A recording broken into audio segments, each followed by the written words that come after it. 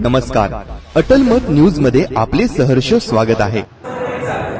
विद्यालंकार coaching classes तर्फे 10वीतील गुणवंत विद्यार्थ्यांचा सत्कार।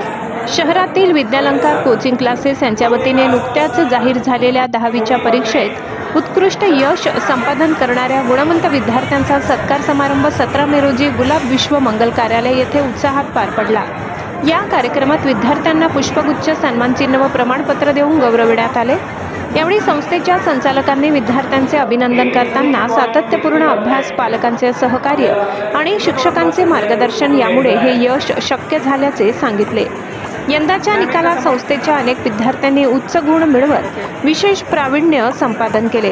गुणवंत विद्यार्थ्यांनी आपल्या यशाचे श्रेय शिक्षकांच्या मार्गदर्शनाला व नियमित सरावाला दिले।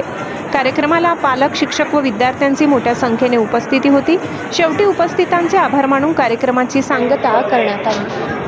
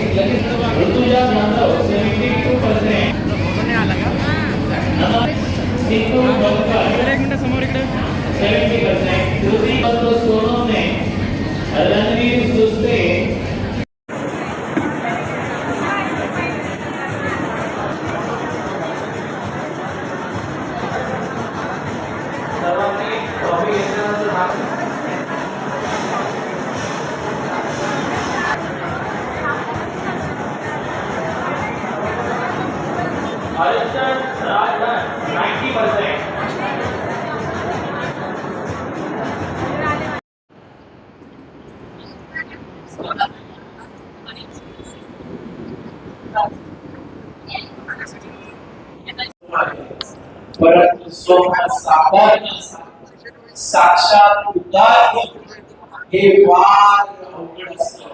तर विद्यार्थी मित्रांना परत एकदा सांगतोय, हे जेवढी परीक्षा अवघड असते तरी ते अशक्य नाहीये। अभ्यासाच्या जोडीने आपण सर्व काही शक्य करू शकतो। बरोबर आहे डॉक्टर्स? अरे हो की नाही? Yes, thank you very much. आता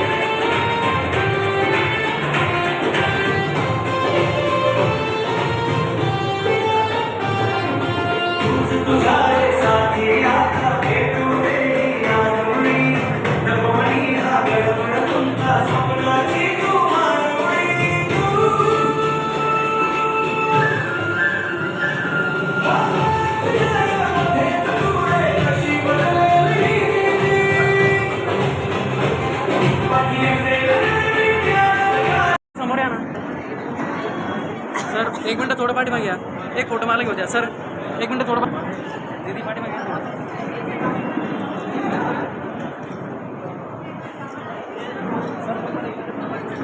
सर, त्या सरांना पाठीमागे समोर सर्वजण एकदा आता।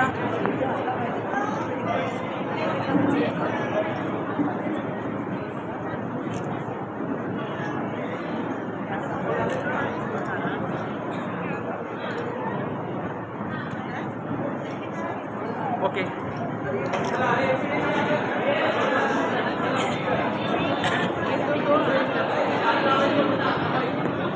सोहळा पार पडला। किती विद्यार्थ्यांना सन्मानित करण्यात आले? जवळजवळ 200 विद्यार्थी आज गुणवंतांचा गौरव सोहळ्यासाठी उपस्थित होते। त्यापैकी टॉपर म्हणजे पार 99 पासून तर खाली 75 पर्यंत स्टुडंट। संस्थेचं नाव खूप झाले। किती वर्षापासून कोचिंग क्लास? मी कोचिंग क्लासेसमध्ये 22 वर्षापासून आहेत, पण विद्यालंकारचा संचालक म्हणून मला आता 16 वर्ष झाले. 2010ला मी चालू केलं होतं ॲज अ डायरेक्टर म्हणून विद्यालंकार क्लास. सध्या किती विद्यार्थी आपल्याकडे सुट आहेत? जसं आता मागच्या वर्षीचा आकडा बघितलं तर आपण मोर दॅन 1500 म्हणजे 1500च्या वरती. आता यावर्षी तो आकडा जास्त वाढणार आहे, कारण की विद्यार्थ्यांची जी निवड करण्यात आली कशा पद्धतीने? ही तर आता फक्त 10वी गुणवंताचा सत्कार सोहळा होता. त्यामुळं 10वीमध्ये ज्या विद्यार्थ्यांना चांगले मार्क्स पडलेत, 90 अबव असेल, 80 अबव असेल, इवन तो 70 अबव असेल, 75 असेल, अबव असेल, मार्क्सवरती आपण तो क्रायटेरिया ठेवलेला आहे की मुलांचा सत्कार करायचा.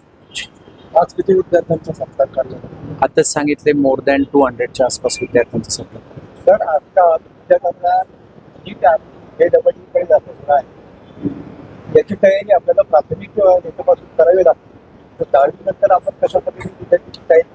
यस, बरोबर आहे. कारण की आता जसं आपण नॅशनल लेवलची एक्झाम म्हणतो, JEE नीट असेल, तर इथं विद्यार्थ्यांचे बेसिक क्लिअर असणं, पक्के असणं फार गरजेचं आहे. त्यामुळे विद्यालंकार क्लासेसनं फाउंडेशन बॅचेस ऑलरेडी चालू केलेल्या होत्याच आणि आहे पण, की जिथं विद्यालंकारचं जे पण आता 11वी 12वीचा नीट JEE जो सिलेबस असणार आहे त्यांचं बेसिक पूर्ण कंप्लीट झालेलं आहे. आता ते म्हणजे फुल्ली तयार आहेत नीट JEE एक्झाम फेस करण्यासाठी आणि त्यांचा सिलेबस फेस करण्यासाठी. सर, तुमच्याबद्दल बोलले जाते गरीब आणि होतकरू विद्यार्थ्यांची खूप मदत करतात तुम्ही, त्याचं फीस भरली त्याची क्षमता नसेल तर.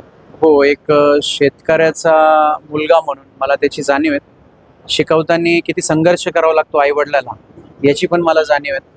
त्यामुळं त्या जाणीवीलाच पुढं घेऊन आणि जसं श्रेष्ठ आपण म्हणतो रक्तदान सर्वश्रेष्ठ दान, तसं माझ्यासाठी विद्यादान हे सर्वश्रेष्ठ दान आहेत.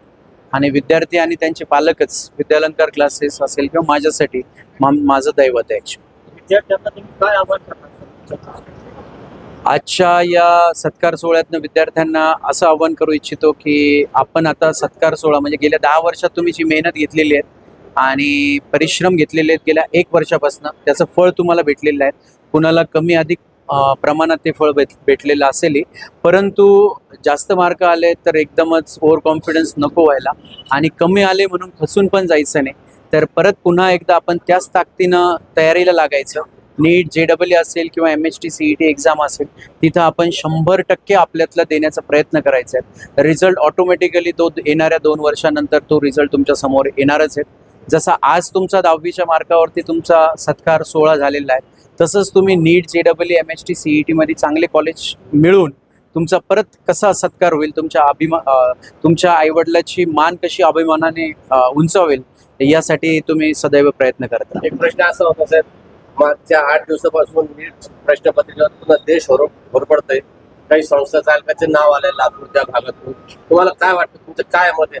तुम्ही एवढं प्रामाणिकपणे क्लासेस चालवतात, असं का वागतं, असं का व्हायला लागलं? जिथं बघा, जिथं व्हॉल्यूम वाढलं, मी याच्यावरती बोललो सुद्धा, तुम्ही लेट आलात ॲक्च्युली. मी सुरुवातीच्या प्रोग्रामलाच म्हणजे वाक्यच माझं ते होतं, जिथं व्हॉल्यूम वाढलं तिथं व्हॅल्यू वाढली. म्हणजे आता 20-22 लाख 25 लाख विद्यार्थी नीटची परीक्षा देणार आहेत, मग त्याची व्हॅल्यू वाढली म्हणून प्रेस्टीज वाढले.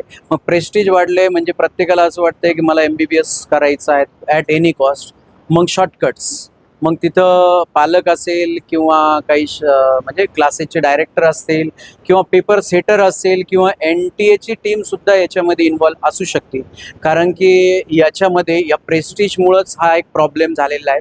मी नक्कीच या विषयावरती तुम्हाला सखोल माहिती देऊ शकतो. नीट घ्यावी का नाही घ्यावी, नीट खरंच नॅशनल लेवलची एक्झाम आहे का फक्त प्रोपोगंडा करून याचं प्रेस्टीज वाढवलं आणि जे ब्लॅकचे किंवा जे भ्रष्टाचार वाढण्याचं कारण काय असू शकतं, या सर्वावरती आपण नक्कीच पुढच्या वेळेस बाईट देण्यासाठी मी रेडी राहील. आजकाल विद्यार्थ्यांचा पुन्हा जास्त पेक्षा इंजिनिअरिंगकडे आहे. आपण प्रशासकीय क्षेत्रामध्ये विद्यार्थ्यांनी जावं यासाठी काही मार्ग? ऑब्विसली आता काय मेडिकल, आपण जो मराठवाड्याचा जो भाग आहे तो मेडिकल इंजिनिअरिंगवरती जास्त फोकस करतो, म्हणून त्यामुळं सगळं क्रीम जी आहेत ना ती तिकडं उडवल्या जाते. आणि हे जे प्रशासकीय अधिकारी म्हणून येतच इंजिनिअरिंग BTech असेल किंवा MBBS असेल किंवा आणखी कोणती डिग्री घेऊन विद्यार्थी मेडिकल इंजिनिअरिंगची डिग्री घेऊन परत विद्यार्थी MPSC असेल UPSC अशा परीक्षेला सामोरे जातात ॲक्च्युली. ते तर आपला गेल्या 10 वर्ष म्हणजे माझा 15-16 वर्षाचा अनुभव आहे आणि त्या तशा विद्यार्थ्यांचा सक्सेस रेशो पण जास्त असतो.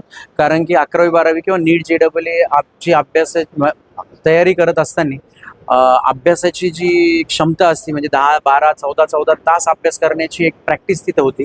त्यामुळं प्रशासकीय म्हणजे ज्या परीक्षा आहेत MPSC UPSC त्या परीक्षेमध्ये त्यांना यश संपादन करण्यासाठी सोपं जातं. सर तुमचा स्टाफ बघितल्यावर सगळे भारावून गेला, एवढं म्हणजे स्टेजला जागा नव्हती उभं राहायला, एवढे कुटुंबाचं पोट भरताय तुम्ही, काय म्हणता? Thank you sir. आपण फक्त एक आपलं कर्तव्य करत राहायचं. सुरुवात 7 विद्यार्थ्यापासून केली होती, ते 700 झाले, आता 1,500च्या वरती विद्यार्थी आहेत. आपल्या 3 ब्रांचेस आहेत आणि आतापर्यंत आपले हजारो डॉक्टर्स आणि इंजिनियर सुद्धा विद्यालंकार क्लासेसमधून बाहेर पडलेले आहेत. कोणी तर MPSC UPSC मधून कोणी क्लास 1 क्लास 2 ऑफिसर सुद्धा झालेले आहेत. विद्यालंकार क्लासेसच्या एक्स विद्यार्थ्यांची जर आपण हिस्ट्री बघितली तर तुम्हाला ते जाणवेल ॲक्च्युली किंवा आढळून येईल. विद्यालंकाराच्या ब्रँचेस कोणत्या ठिकाणी?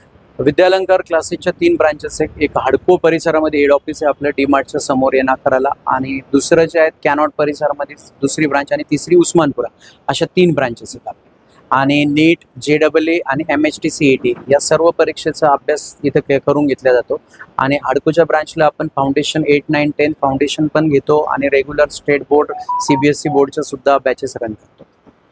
शेवटचा प्रश्न तुझा आहे, तुम्हाला अमित सरांचं मानसपुत्र बोलले जातं, काय म्हणायचं तुम्हाला? ते तुम्ही विद्यालंकार त्यांच्या मार्फत चालवायला? ऑब्विसली अमित सर माझे गुरु आहेत, मी त्यांचा मानसपुत्र आहेत. जेव्हा सुरुवातीला मी म्हणजे सरांचा विद्यार्थी होतो, नंतर सरांकडं पार्ट टाइम जॉब केला. जेव्हा मी शिकत होतो तेव्हा म्हणजे शिकता शिकता मी तिथं शिकवायला लागलो आणि नंतर मला एक शिकवण्याची गोडी निर्माण झाली आणि तिथून मग मी 2010ला विद्यालंकार क्लासेसचा संचालक म्हणून पदभार घेतला, सुरुवात केली.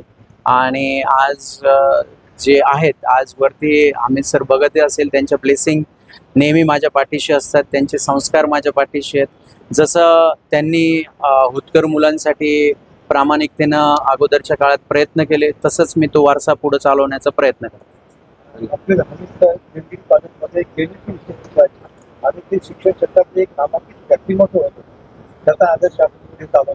हो, ऑब्विसली नावच आहे विद्याचा अलंकार, विद्यालंकार. तर म्हणजे माझं नशीब असं की मी सरांचं मला मार्गदर्शन तर लाभलंच, पण सहवास लाभला. त्यामुळं मी स्वतःच एक केमिस्ट्री टीचर होऊ शकलो आणि माझ्या परीनं जितकं चांगलं होईल तितकं विद्यार्थ्यांना केमिस्ट्रीचं नॉलेज देण्याचा प्रयत्न करतोय.